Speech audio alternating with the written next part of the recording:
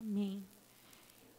Nós vamos ter uma breve reflexão da palavra de Deus no livro de Daniel. Daniel está aí, nós vamos falar de Daniel hoje. Amém?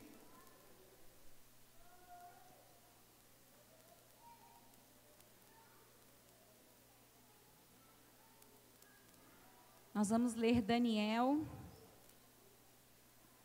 capítulo 6, dos versículos de 1 a 12. Amém? Você com certeza já ouviu essa história, já deve ter lido essa história na palavra de Deus, mas o legal da palavra de Deus é que ela é viva, e ela sempre tem algo novo para nos falar, mesmo que nós tenhamos lido várias vezes aquele texto. Como ela é viva, ela sempre vivifica a nossa alma e traz algo novo para o nosso coração. Então, quero convidar você para ler esse texto juntamente comigo nessa noite. E assim diz a palavra de Deus em Daniel 6. Pareceu bem a Dário constituir sobre o reino a 120 sátrapas que estivessem por todo o reino, e sobre ele 3 presidentes, dos quais Daniel era um, aos quais estes sátrapas dessem conta para que o rei não sofresse dano. Então o mesmo Daniel se distinguiu destes presidentes e sátrapas, porque nele havia um espírito excelente. E o rei pensava em estabelecê-lo sobre todo o reino. Então os presidentes e os sátrapas procuravam ocasião para acusar a Daniel a respeito do reino, mas não puderam achá-la nem culpa alguma, porque ele era fiel e não se achava nele nenhum erro nem culpa. Disseram, pois, estes homens: nunca acharemos ocasião alguma para acusar a este Daniel, se não a procurarmos contra ele na lei do seu Deus. Então estes presidentes e sátrapas foram juntos ao rei e lhe disseram: ó rei Dário, vive eternamente.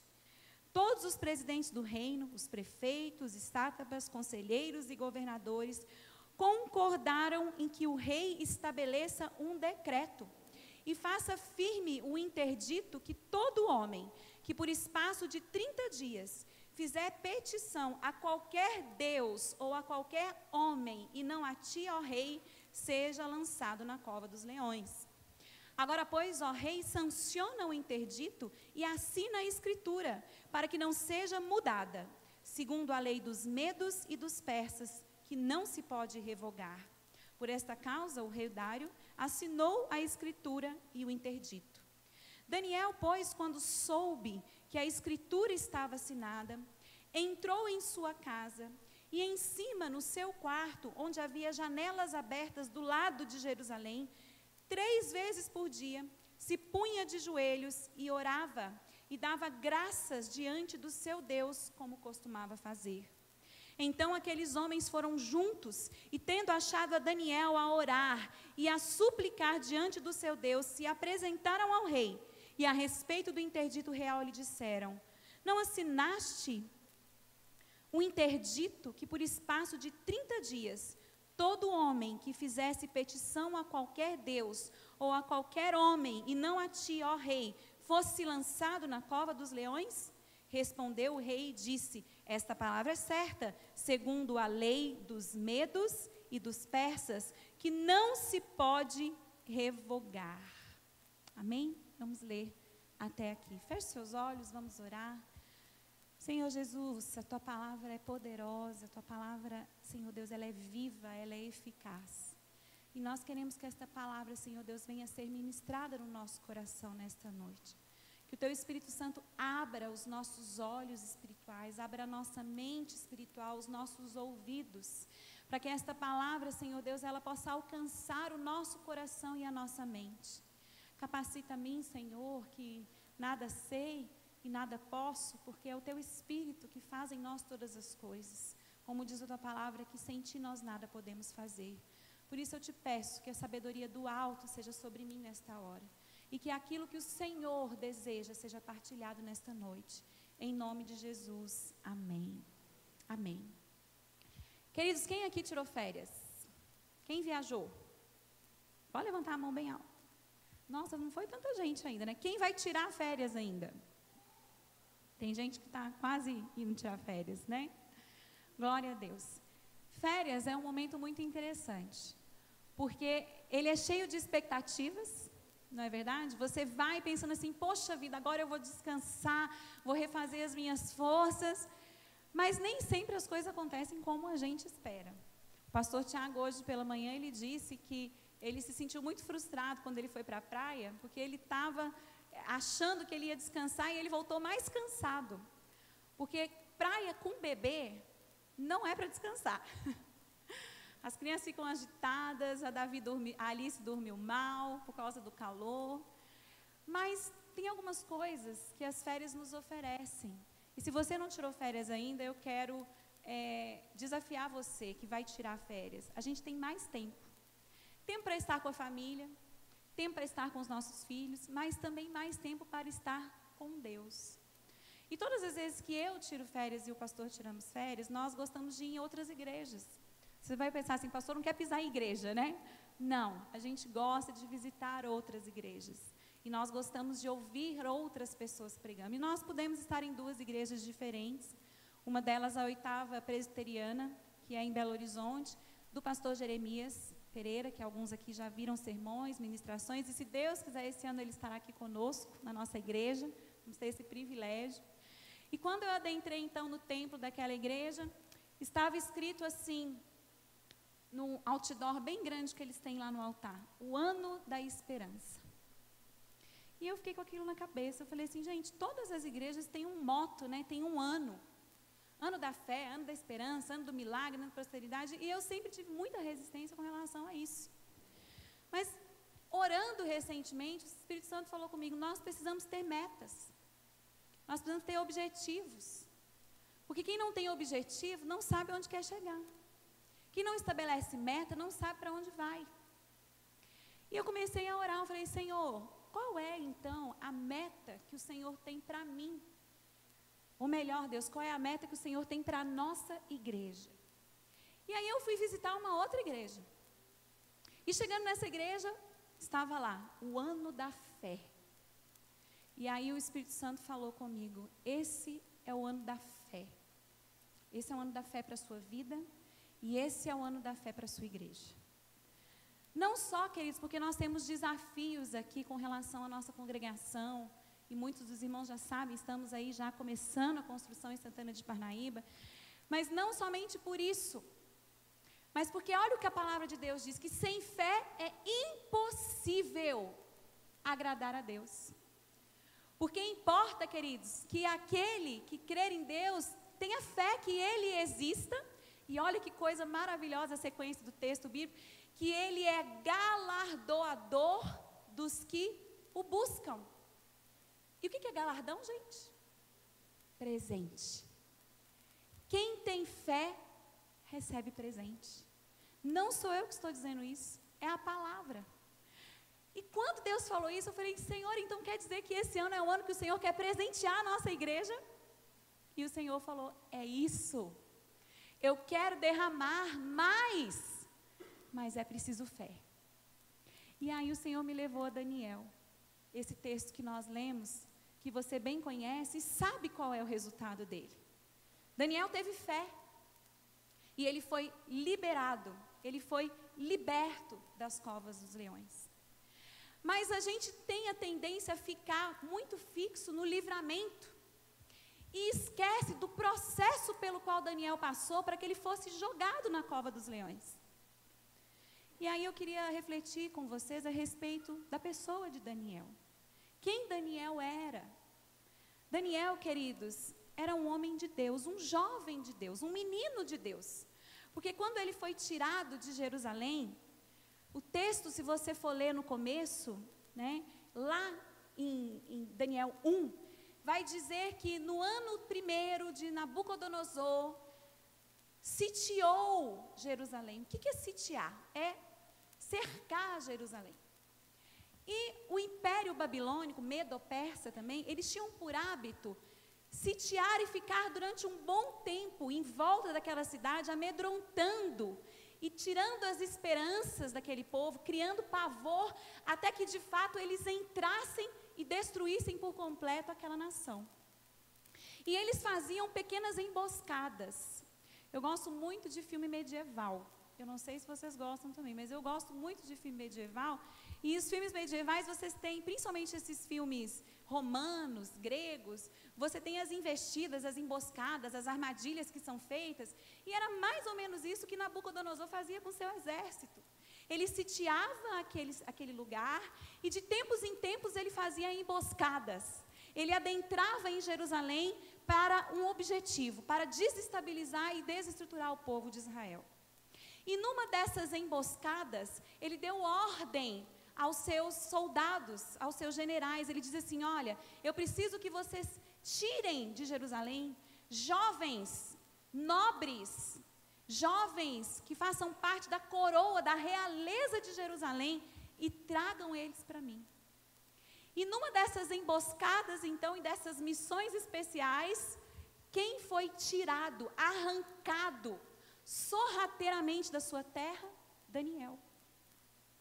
Então, queridos, a gente começa a perceber que Daniel já começou a sofrer lá atrás. Quando, sem ele desejar e sem ele querer, ele fazia parte de uma nação corrupta, que estava sofrendo o juízo de Deus sobre ela, devido à idolatria e aos sacrifícios a ídolos imundos. Eu já disse para vocês, queridos, que Salomão era um homem de sabedoria, mas a sua velhice terminou num caos. Salomão terminou a sua velhice adorando a Astarote e a Baal, sacrificando a Moloque e a Astarote. Isso significa matando crianças. E você vai pensar assim: como pode um homem tão cheio de sabedoria e cheio de Deus chegar a este ponto? Ele chegou a este ponto porque o seu coração começou a ser dominado pela idolatria, e pelo poder, e pelo orgulho, e pela vaidade. E no fim da sua caminhada, ele morreu um homem ímpio. Daniel não era assim. Ele era um jovem, como diz a palavra de Deus aqui, nós lemos, de espírito excelente. E ele foi arrancado. E aí você pode se perguntar: mas espera aí, ele era bom. Ele era um bom. E aqui vem um ponto de interrogação: por que coisas más acontecem às pessoas boas? E você pode estar nessa onda, nessa vibe aí. Poxa vida, eu sou uma pessoa tão boa, eu faço tudo tão direitinho. Eu sirvo o Senhor, eu vou na igreja, eu dou o dízimo, né? Eu temo a Deus. Por que o Senhor está permitindo que isso aconteça na minha vida? Por que eu estou desempregado? Por que eu estou passando luta financeira? Por que tem doença na minha família? E eu vou perguntar para vocês: por que Daniel foi arrancado da sua terra e foi levado a uma nação estranha? E quando ele lá chegou, queridos, não foi só ele que foi arrancado, mas a sua cultura e o seu nome também estavam preparados para serem arrancados dele.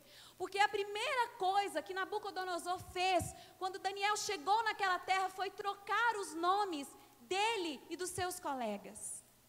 E Daniel, que tinha um nome que significava Deus é o meu juiz, passou a se chamar, queridos, abra comigo aí, em Daniel capítulo 1.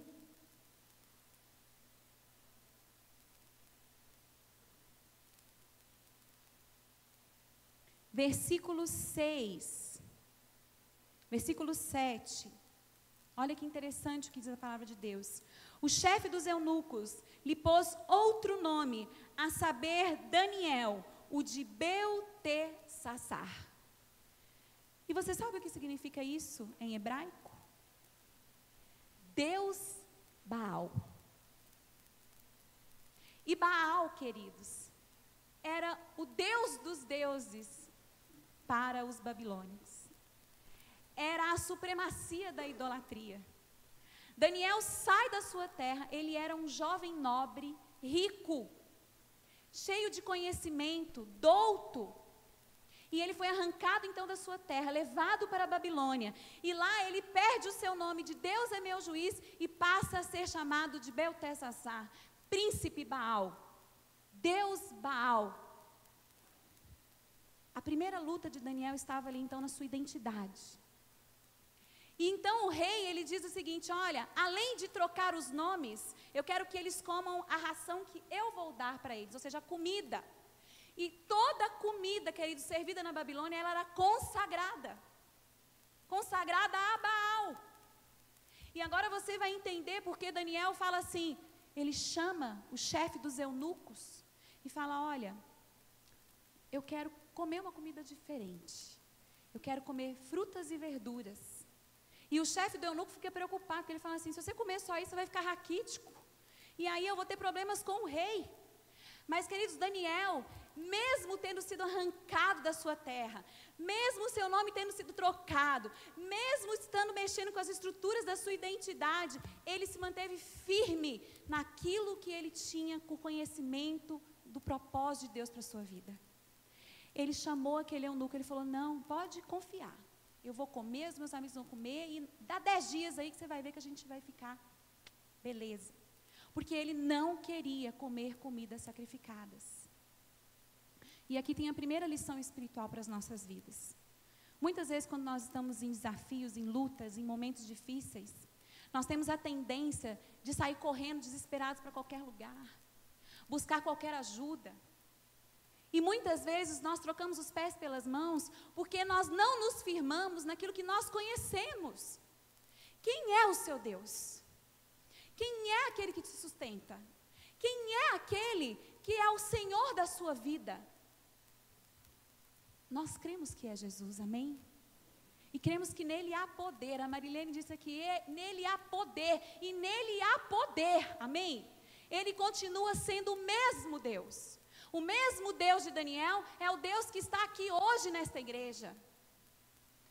Então nós precisamos também ter postura espiritual e coerente e firme diante das adversidades, de nos apegarmos ao Senhor e dizermos, nós cremos no poder de Deus. Ainda que eu seja arrancado da minha terra, ainda que o meu nome seja trocado, ainda que eu esteja desempregado, ainda que haja enfermidade, ainda que as coisas da minha casa não estejam boas, eu sirvo a um Deus vivo, firme no propósito. Passado 10 dias, queridos, aquele chefe dos eunucos olha para Daniel e vê que ele era e os seus amigos eram melhores, estavam mais saudáveis, robustos, e neles havia vitalidade, havia vigor, propósito, firmado no propósito. E aí, queridos, vem a segunda prova de Daniel. Nabucodonosor de madrugada tem um sonho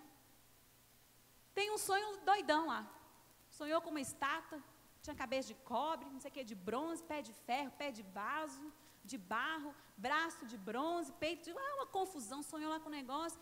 E ele não se deu por satisfeito, chamou os sábios da Babilônia, e dentre eles, aqueles que haviam sido tirados de Jerusalém.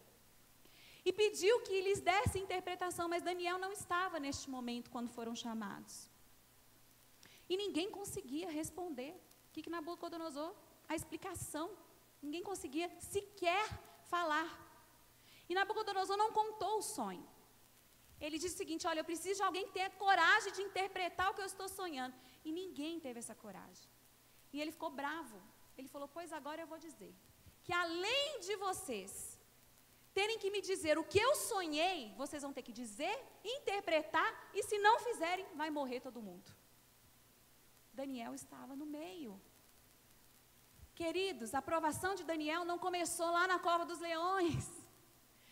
A aprovação de Daniel começou quando ele foi arrancado de Jerusalém. E só para deixar vocês um pouquinho assim mais custosos do tempo, o sítio em Jerusalém começou em 607 a.C. A derrocada de Jerusalém aconteceu em 536 a.C., 75 anos. Daniel não voltou para Jerusalém. Daniel morreu na Babilônia. E na Babilônia, ele continuou tendo um espírito excelente. O que eu quero dizer para você nessa noite é, no meio da prova, você pode ter espírito excelente. Amém? E aí, queridos, foi dado decreto para que todos os sábios daquela terra morressem. E chegou então o conhecimento de Daniel, de que ninguém era capaz. Daniel então mandou recado e disse ao rei: olha, espera um pouquinho aí, que eu vou orar ao meu Senhor, e nós vamos dizer ao rei o que ele sonhou e qual é a revelação. Daniel, querido, se juntou aos seus amigos, Sadraque, Mesaque e Abednego, Misael, Abiel, esqueci o nome do outro que está aqui, Natanael. É Natanael, gente? Esqueci.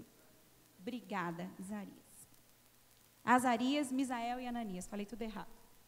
Bom que a Bíblia conserta, né? Chamou aqueles amigos e eles se colocaram em oração. E Daniel tinha o dom de visões, queridos. Que coisa maravilhosa. Ele viu o sonho de Nabucodonosor. Então, ele prontamente mandou um recado e falou: fala para o rei não matar ninguém não, que eu estou entrando. Queridos, e aqui vem outro princípio espiritual para a nossa vida. Quando nós estivermos no momento de dificuldade, de adversidade, de provação, nós não podemos ter espírito de covardia e de recuo. Nós precisamos ter espírito de ousadia. E ousar diante de Deus. Daniel poderia ter aceitado aquela situação: vamos morrer. Quem fala isso numa peça? Tem alguém que fala isso: vamos morrer. Meu filho fala isso. Eu lembrei que uma vez a gente estava viajando de avião. Ele era pequenininho e tinha aquele filme do Madagascar, vocês lembram? E aí, quando eles estão caindo do avião, senhores passageiros, aviso que o avião está caindo, né? Vamos morrer. E aí nós estávamos no avião uma vez, Davi tinha 2 aninhos. E a aeromoça falou lá o que tinha acontecido, né? Todos os procedimentos para o avião, se acontecer alguma coisa. Quando ela sentou e ficou todo mundo em silêncio, ele levantou: senhores passageiros, gostaria de avisá-los que o avião está caindo, nós vamos morrer. Eu não sabia onde enfiar a minha cara, agora que eu lembrei. Então Daniel poderia ter falado isso: vamos morrer, todo mundo vamos apavorar, vamos morrer. Mas Daniel teve um outro posicionamento, queridos.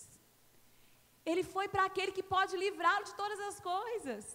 Ele falou: espera um pouquinho aí, não mata ninguém não. Eu vou consultar ao Rei dos Reis, ao Senhor dos Senhores, ao Deus Todo-Poderoso, aquele que era, que é e que há de vir, aquele que sabe de passado, presente e futuro, aquele que é eterno, o Eolim, aquele cujo nome não pode ser sequer pronunciado. E ele consultou então aquele Deus maravilhoso e Deus deu a revelação. E quando ele chegou a Nabucodonosor, ele descreveu aquela imagem, ele descreveu o significado de cada uma delas. Não vou falar agora porque é muita coisa. Mas assim que ele acabou de falar, Nabucodonosor caiu com seu rosto em terra e disse: que esteja estabelecido hoje que não há nenhum Deus como o Deus de Daniel. E aqui vem um outro princípio espiritual para a prova. Querido, quando você vencer a sua prova, é o nome de Deus que vai ser glorificado. E você vai poder dizer: é o meu Deus, o Deus Elohim, aquele que está acima de todo Deus, de todos os deuses, é que fez esse milagre na minha vida. Não tenha medo da provação, mas tem que ter fé. Tem que ter espírito excelente. Queridos, passar por tudo isso, Daniel vai para a cova dos leões. Ele poderia dizer assim: por que comigo, Senhor? Você já deixou ser arrancado da minha terra. Quase que eu morro na mão dos servos de Nabucodonosor, porque o cara lá sonhou e ninguém sabia revelar. E agora o Senhor está me deixando ir para a cova dos leões. E queridos, pense bem, Deus não livrou Daniel da cova. Deus não fez um milagre para que ele não entrasse. E diz o texto bíblico, se você continuar lendo até o fim, que Nabucodonosor se enfureceu tanto com a postura de Daniel, que acendeu a chama 7 vezes mais, ao ponto de quando os homens foram jogar Daniel atado dentro daquela cova ali. Estou falando errado, gente, desculpa. Estou falando da fornalha, já misturei, desculpa, agora que eu vi. Mas isso aconteceu com os amigos dele depois também. a prova, né? As provas que foram vindo. Mas quando Daniel foi jogado, o coração de Nabucodonosor estava ali receoso. E diz a palavra, queridos, que Nabucodonosor observou e tinha uma outra pessoa andando lá dentro. Você consegue imaginar isso? Uma outra pessoa andando lá dentro? Abre comigo a palavra de Deus aí. Daniel 6. Misturei as coisas aqui, viu, irmãos? Me perdoe. Estou falando do fogo e estou falando da cova. Olha que coisa maravilhosa. Versículo 16. 6,16. Então o rei ordenou que trouxessem a Daniel e o lançassem na cova dos leões. Disse o rei a Daniel: o teu Deus, a quem tu continuamente serves, que ele te livre. Foi trazida uma pedra e posta sobre a boca da cova. Selou-a o rei com seu próprio anel e com o dos seus grandes, para que nada se mudasse a respeito de Daniel. Então o rei se dirigiu para o palácio, passou a noite em jejum e não deixou trazer à sua presença instrumentos de música e fugiu dele o sono. Pela manhã, ao romper do dia, levantou-se o rei e foi com pressa à cova dos leões. Chegando-se ele à cova, chamou por Daniel com voz triste. Disse o rei Daniel: Daniel, servo do Deus vivo, dar-se-ia o caso que o teu Deus, a quem tu continuamente serves, tenha podido livrar-te dos leões? Então Daniel falou ao rei: ó rei, vive eternamente. O meu Deus enviou o seu anjo e fechou a boca aos leões. E aqui, queridos, vem a dimensão da fé. Você não está sozinho. Nunca está sozinho. E é por isso que às vezes nós precisamos de ter uma experiência radical na nossa vida, para que a gente possa crer no poder que há no nome de Jesus. A Marilene sempre fala do livramento que ela teve naquele matagal. É uma experiência que ela jamais vai esquecer, e a presença de Deus estava lá com ela. Esses dias orando, o Senhor me lembrou do acidente que nós tivemos, o capotamento do nosso carro. E queridos, eu só posso crer, e creio que ali tinham muitos anjos, para que ninguém se ferisse. Nós não estamos sozinhos. Nunca estamos sozinhos. Por que então, ao invés de reclamarmos da prova, nós não passamos por ela confiantes de que o nosso Deus está presente na cova e em toda e qualquer situação? Último versículo para nós lermos. O texto de Daniel 6,10 diz assim: quando soube que aquela escritura estava assinada, ele entrou na sua casa, subiu para o quarto onde havia janelas, e ele se pôs de joelhos, e ele orava, queridos, olha que coisa extraordinária, e dava graças. Você consegue imaginar um homem prestes a morrer, agradecendo a Deus? Você consegue imaginar tamanha loucura, tamanha incoerência, tamanho antagonismo dessa situação? Ele orava, ele clamava, mas ao mesmo tempo ele agradecia. E aqui vem o segredo do espírito excelente. Como eu posso ter um espírito excelente? Não tem como, meu irmão, você ter um espírito excelente se você não tem uma vida de oração. Não tem como você ter um espírito excelente se na sua boca só há murmuração e reclamação. Não tem como você ter um espírito excelente e passar pela provação, crendo na soberania de Deus sobre a sua vida, se você não focar no Deus da sua fé e não no problema. Daniel poderia se lamentar porque seria jogado na cova, mas ele não focou na cova, ele focou no Deus que poderia livrá-lo. E eu quero te desafiar, nesta noite, você, assim como eu, tem desafios na sua vida. E talvez sejam desafios que aos olhos humanos não há solução. Não há solução para aquele homem drogado. Não há solução para aquele casamento. Não há solução para aquela família. Mas nós servimos a um Deus do impossível. E se eu não crer nisso, eu posso jogar a minha Bíblia fora. Porque é disso que a Bíblia fala o tempo todo, de um Deus soberano que se fez carne.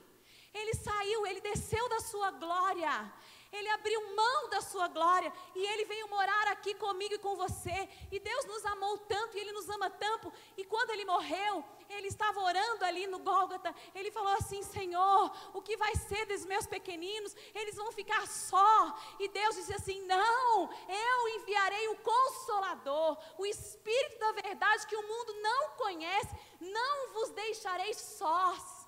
Eis que estou convosco todos os dias, até a consumação dos séculos. Isso é fé. Isso é fé. E aí entra, queridos, aquilo que o Senhor tem falado comigo. Como pastora, nós temos muitos desafios naturais, mas nós servimos a um Deus que age no sobrenatural, além do que os nossos olhos podem ver. E eu falei: Senhor, chega, eu não vou mais querer resolver as coisas do meu jeito. Enquanto nós estávamos louvando aqui, eu falei: Senhor, Tu é a honra, Tu é a glória, Teu é o domínio. O Senhor sabe caminhos que nós desconhecemos. Os Teus propósitos são mais altos, então faz a Tua vontade. E foi isso que Daniel fez quando ele entrou naquela cova. Ele disse: seja feita a vontade do Senhor. Se Ele quiser me livrar, Ele vai me livrar. Se Ele não quiser, Ele continua sendo bom. Ele continua sendo Deus. E eu continuarei servindo, porque Ele é o Deus da minha salvação.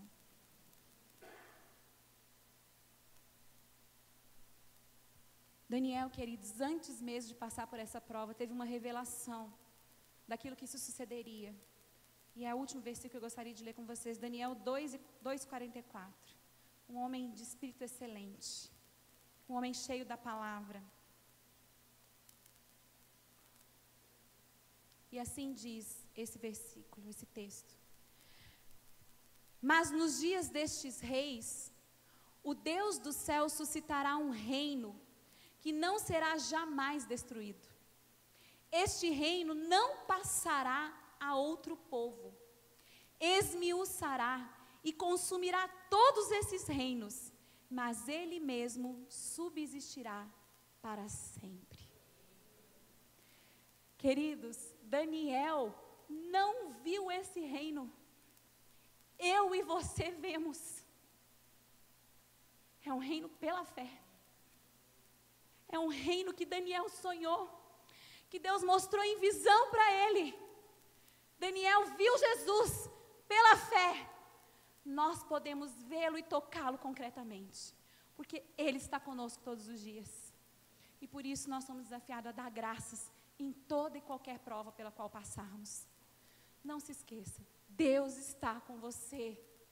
Deus está comigo. Deus está aqui. E ao terminar este sermão, é aquilo que o Senhor tem falado comigo, eu me lembrei de um cântico que eu aprendi quando criança.